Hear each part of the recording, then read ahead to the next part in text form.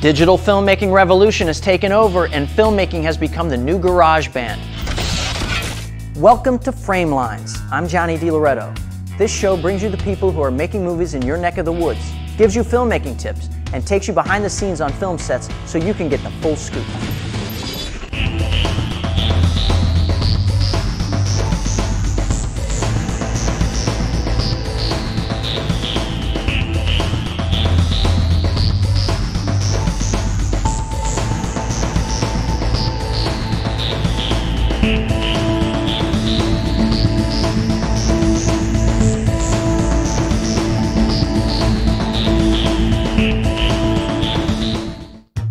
Framelines is brought to you in part by grants by the Greater Columbus Arts Council, Planetary Media, state-of-the-art with an emphasis on art. Dude, she'll never leave you. She loves you. She loves your act. She never laughs at my jokes. She's your wife. Wives never laugh. How do you know? You're not married. I know a lot. That's why I'm not married. Whatever. In all seriousness, you cannot quit comedy. You love it. It's who you are. It's who we are. Jokes, the laughs, the hecklers, not to mention our secret fruits of our labor. You're a dreamer. No! I'm a comedian. So are you. Yeah. I'm up!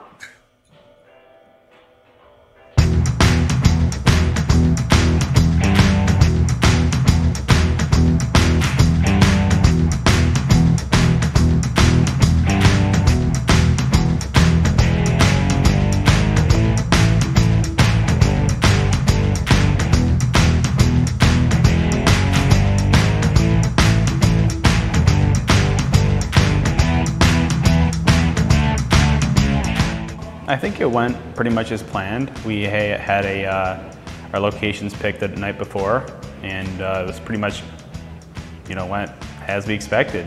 I think most teams would say that they try to be organized and know that you're going to expect Murphy's Law to come in and just try to make backups and keep things simple. I think that was the biggest thing we tried to do, is not overcomplicate things.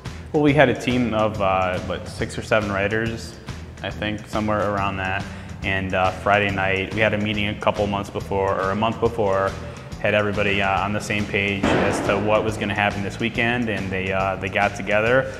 They started at about 7:30 after we got our genre and gave them a call and our elements, and I think they went until about 5 a.m. I woke up when they were leaving the home, so. Our studio. We minimized locations and made sure we kind of kept to some sort of timeline and knew that we wanted to be done shooting in a certain amount of time, and really having teams and having people kind of responsible and knew what they needed to do once we were on set, and it really helped us get through. And at the same time, I think everybody was very open to helping out in any way they could. I mean, it was a very collaborative process, and everybody knew that if you had this assigned role, it doesn't mean you're stuck to that. It was a great team effort, and everybody came together, and it was a great weekend. Maybe not that dramatic, but batteries dying ahead of time, and you never have enough, even though you plan for it. Locations kind of fall through, but our actors came through, and which is the most important thing, and really just avoided, by not having 100 locations, kind of running into those kind of problems. Our post workflow was fine. I mean, we're used to it. Our background is in a lot of different things, and we've done many same-day edits for weddings in the past. So we're used to shooting quick and editing quick. So I think knowing the workflow, knowing our systems, knowing our post-production process, and knowing how to expedite that was really something we had knowledge of well before that day, and we just executed. Just set goals and kind of landmarks on when you're going to be done. Execute or make sure you have a safe at a reasonable time, so that's really it. I think there's a lot of, you know, with that tax break, there's a lot of, or incentive, there's a lot of, you know, big high-end films that are coming here, which is great. For people who are not shooting Hollywood films like us, it also just, I think, creates excitement and an environment where everybody just wants to be involved in it, and the filmmaking community is definitely growing. It's exciting. Our featured filmmaker is Cleveland's Johnny K. Woo, known for his action movies.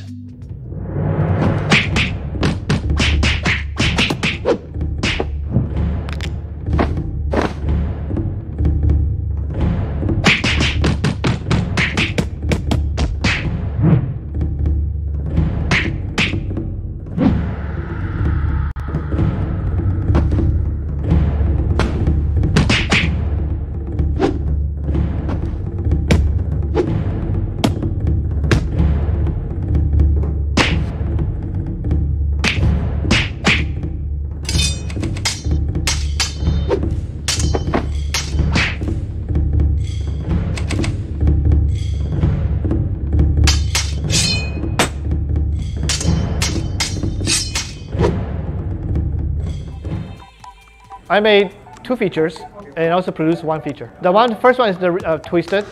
We haven't completed done yet, but it's under the can. It's actually a story about a guy who's a diplomat's son who falls in love with another son, but then he also got hired by the embassy to do some killings. It's based on a real story, but a little bit twisted a little bit, obviously. And then we had The Rapture, was shot in 2005. Of course I knew it was him. Mr. Big was no threat to us. You are. It was good of the captain to lure you out of hiding as his last useful act.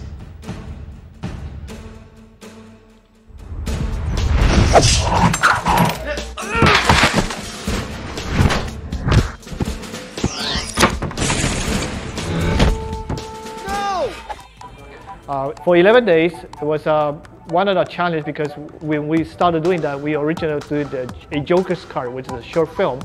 It did really, really well, and so we said to everybody, well, let's get together and try to do a feature that we can distribute. So we did The Rapture. The sci-fi anime style, action, martial art with lots of wire stunt work.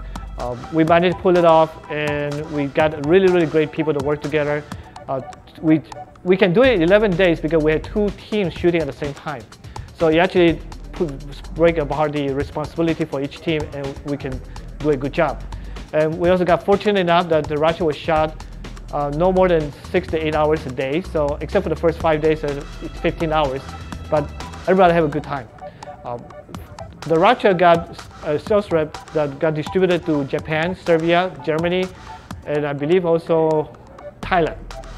Because my involvement in filmmaking back then, and I kind of got myself into a lot of different events, a lot of different opportunities. So it helped me kind of establish myself in Cleveland.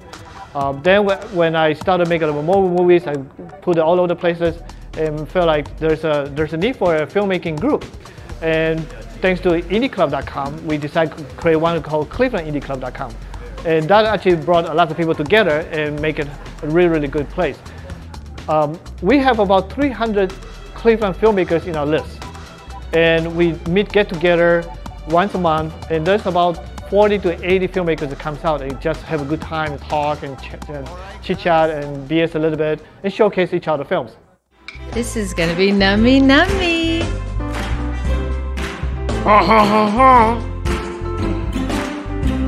Here comes the airplane into the hangar. Oh, it's a good zombie, yes. There we go. Oops, sorry, got a little bit on your chin. That's okay. Here's some more. I'd like to talk to you about something very important, my friends. An issue very close to our hearts and our brains. We all know who's responsible for the recent outbreak of zombieism on the south side of town, don't we, my friends? It's not something in the water. It's not the iodine in the salt. and it's certainly not the nuclear power plant outside of town. No matter how many three-eyed fish those tree-hugging enviro Nazis claim to find. No, we know who's at fault. You want to become a filmmaker, take it seriously, learn the process, and don't always do it for free or give everybody free things. Because eventually when you get to the point where you make so much movie, you can't give away for free or ask people to do it for free anymore because you have a name, you have a credential with it. So people need to remember that all the time. Filmmaking in Cleveland is really, really diverse. We have really talented people, professional like David Litz, Adam White, and so on. And then we have really beginners from high schools who actually come out and shoot film and get to learn to the process. And there is a scene. There is lots of movement going on. And my understanding, the way I know is, at least right now, today, there's at least 20 people I know of as making movies right now. So that's very impressive to say. However, there's not enough caliber enough to say that we can work in a Hollywood film yet. I mean, because we're still learning process. We have great city, we have a great area, but resources here. I mean, we do have it. It just take time. Maybe a couple years from now, everybody will be better. So who knows? All right, guys.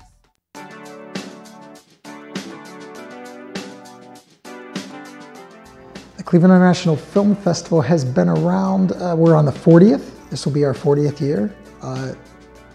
26 years now, I believe, this will be the 26th year at Tower City, after being at Cedar Lee for all the years before that. Cedar Lee, operating as art theater, sort of came out of the film festival.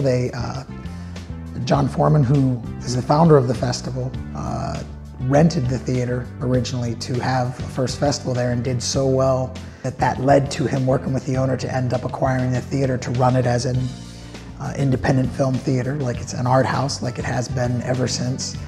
And eventually the festival outgrew the Cedar Lee, the number of screens and the capacity and the lines around the corners and that, at which I did go to several festivals at the Cedar Lee. But I already had a deep passion for short films that had been developed from going to a film festival.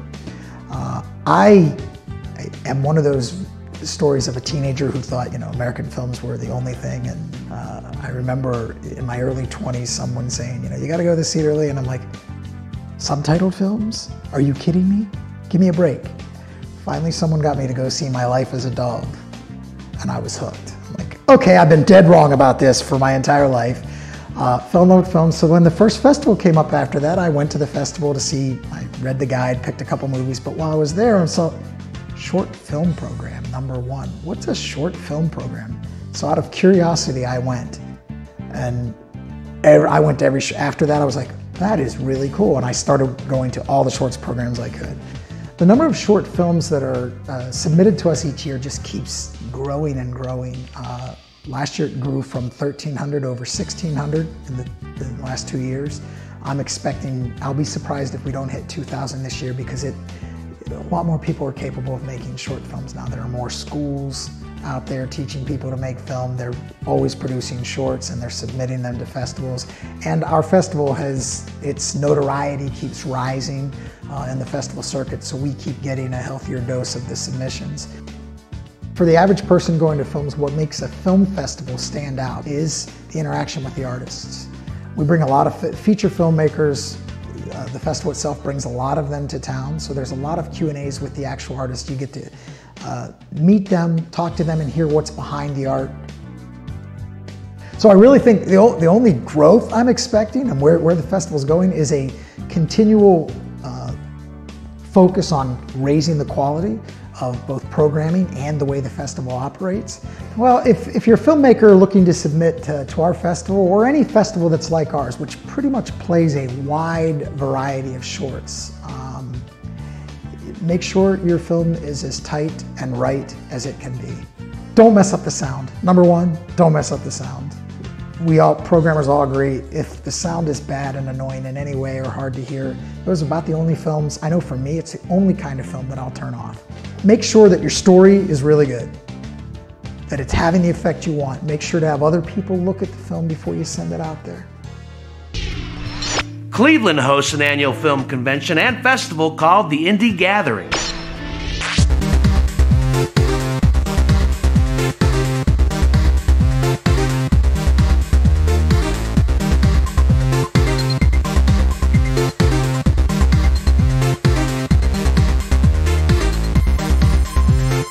are here at the Cleveland Indie Gathering, which is an international film festival and convention. Well, my role here is helping Ray Such as much as I can. Whatever he needs, I will always going to be there for him, and also helping organize the panel discussion for the lectures. He takes care of the listing of the films, I take care of the lecture part of the deal. One of the key elements in filmmaking is networking. I don't care if you're networking in your city or your state or the country. You're networking, you're tapping resources that you don't have available to you. You are making your dollar stretch that distance by finding opportunities. That's networking. I am sold on networking. The Indie Gathering was developed for networking.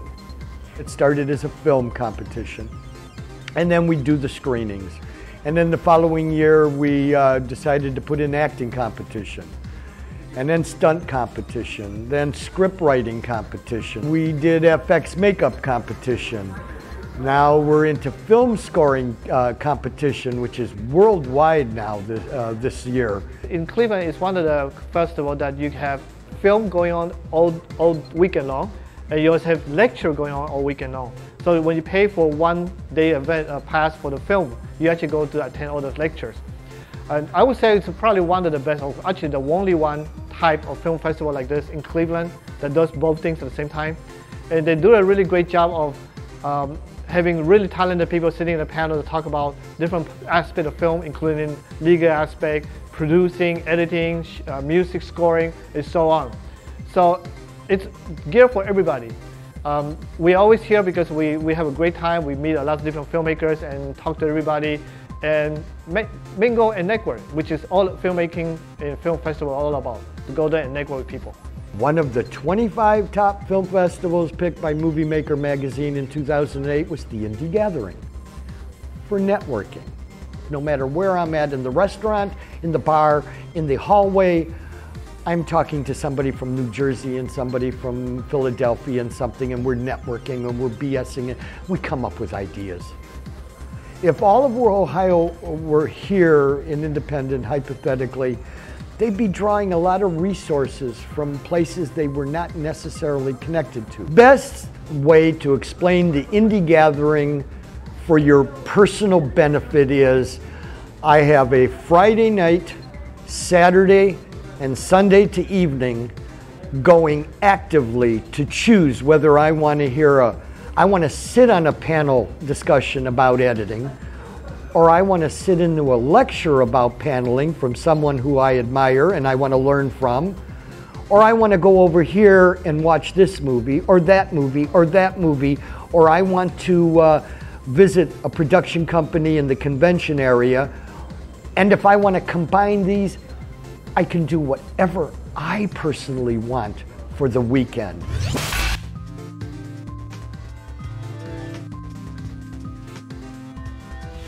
Bill Johns from Cleveland is the featured filmmaker. Let's see what he's been up to. Okay, you, take that, pack it up, go pack up the instruments. Go! No.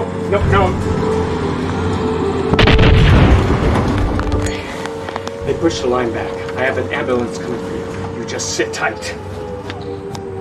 You know what I mean. Where's Anna? Anna! The ambulance is here. We're gonna get you moved to a Phil hospital. Will you be going with me? No, I can't. But you'll get better care there, okay? Anna, Guys, come on. I wish we had more time.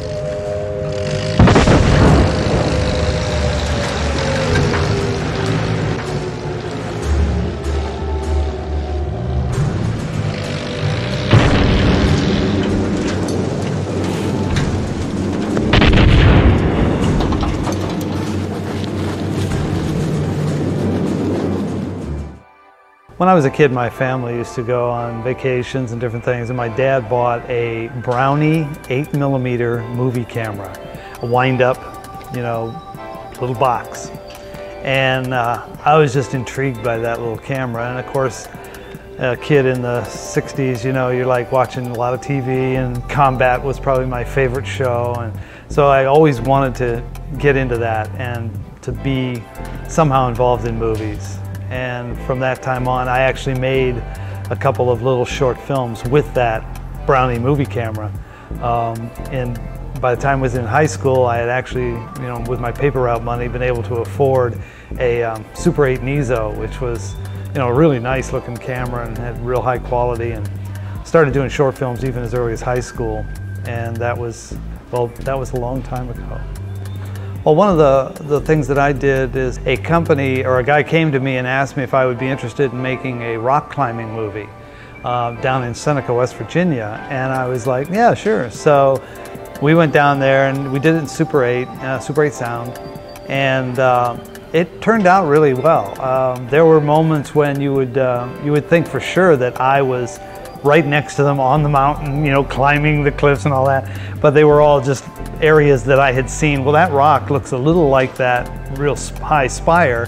I'll put you guys there, film all my close-ups and stuff of you belaying and doing all the different things, and we'll cut that in with the wide shots that we had gotten. We even, my brother even came down, and he was a pilot, and we actually flew around the spire and got these amazing aerial shots too. So yeah, I was very proud of that, and that turned out really nice. Really enjoyed that. The first feature film that I worked on, I was director of photography for a film called Enemy, and it was done locally by a couple of guys down in Parma, and we actually sold that film to Blockbuster and Hollywood Video. So it got a pretty large distribution. Somebody made probably $250,000 to $300,000 on a $15,000 film, because it was shot in 16mm, it was all film, and so that was the main cost, was the film, the processing, and the transfer. I worked on that, and they said that the film looked like we had spent $250,000 on it. So I was pleased with that I gave it the look and feel of a bigger picture. And I enjoyed that. That was the first film that feature film that I'd worked on. And since then I've done 6 more feature films for small companies, in the area.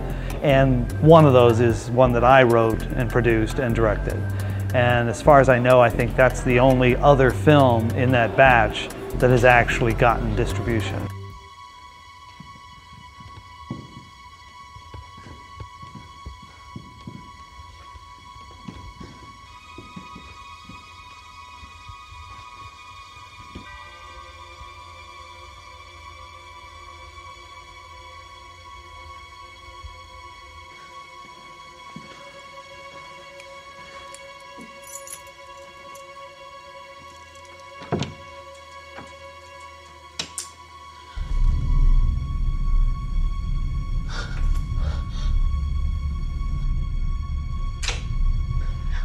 I think the future of Cleveland filmmaking is going to depend on the city and investors and people that are in the area that have the funds or the wherewithal, who can finally see a project and see that it has potential and that it has marketability, and are willing to take a step of faith and put it in the hands of someone who can make it happen.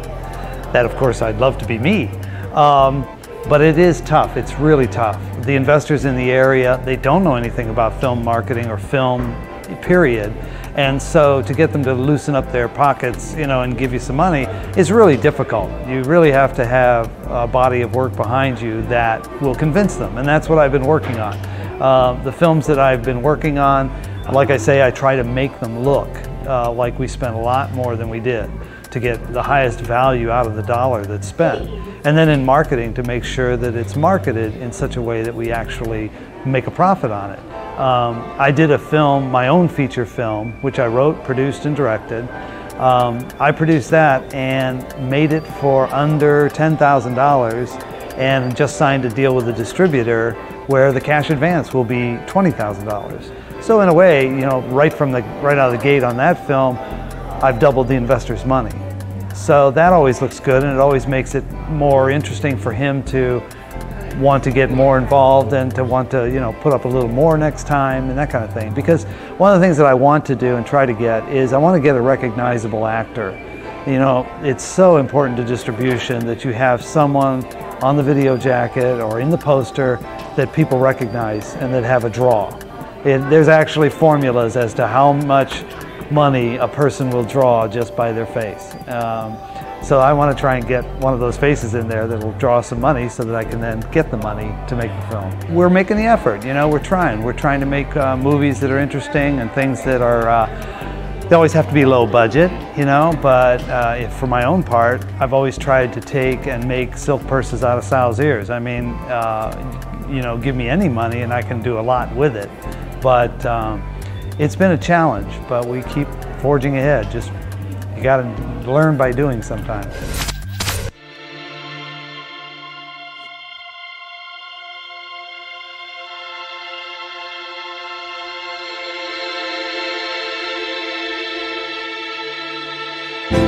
Last I heard, she was doing stand-up in Austin. What's she doing here?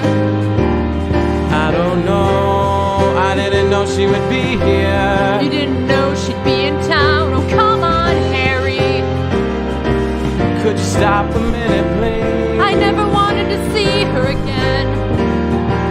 Please let me explain. There's nothing to explain, Harry.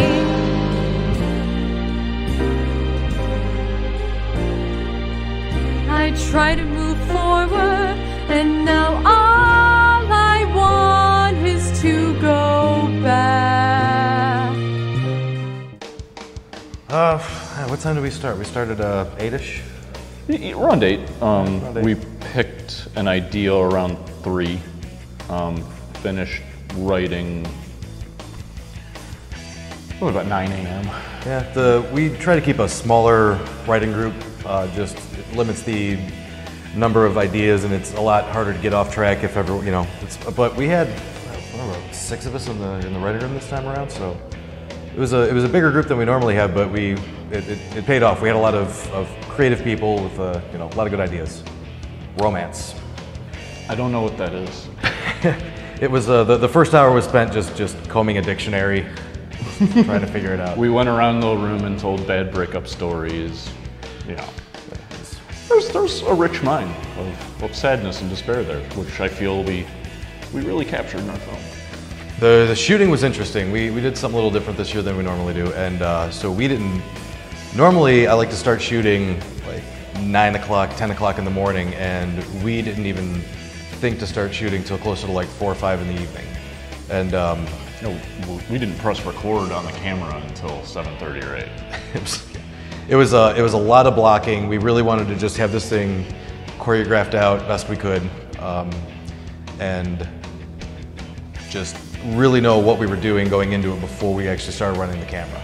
A lot of prep work mostly. A lot of prep work.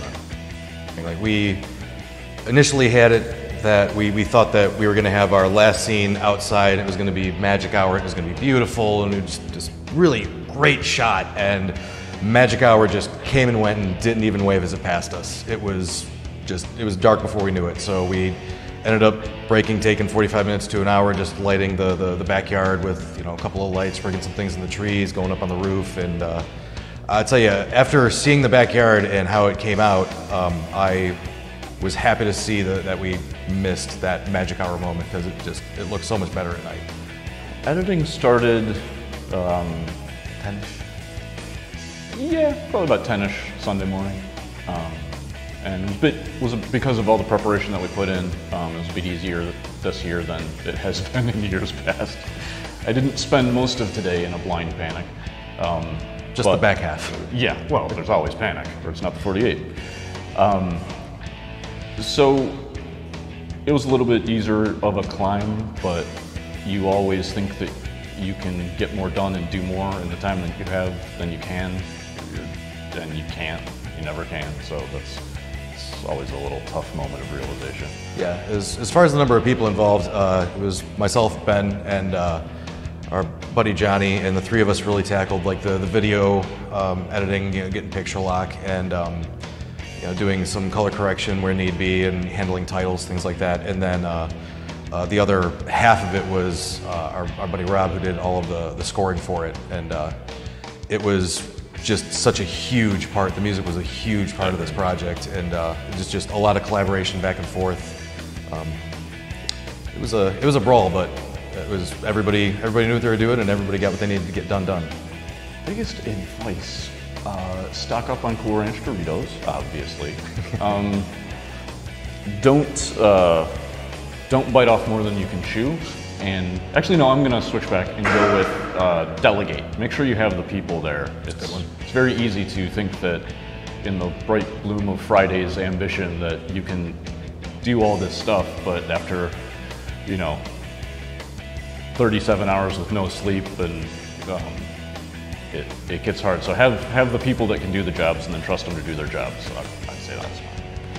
I would say biggest piece of advice I can give is take care of your crew, take care of your cast. A happy set is a lot easier to work with, and when you feel that inevitable nervous breakdown coming, go do it in a quiet corner. Have your co-team lead stand next to you to either pat you on the back or scream and cry with you, but keep it away from the crew. When you show up, have a smile on your face, be like, guys, we can do this, we're gonna get it done, this is gonna be awesome. If you'd like more information on the Filmmakers or to purchase a DVD of tonight's program, please visit www.framelines.tv. And don't forget to follow us on Twitter and like us on Facebook. That's a wrap. We'll catch you next time on Framelines.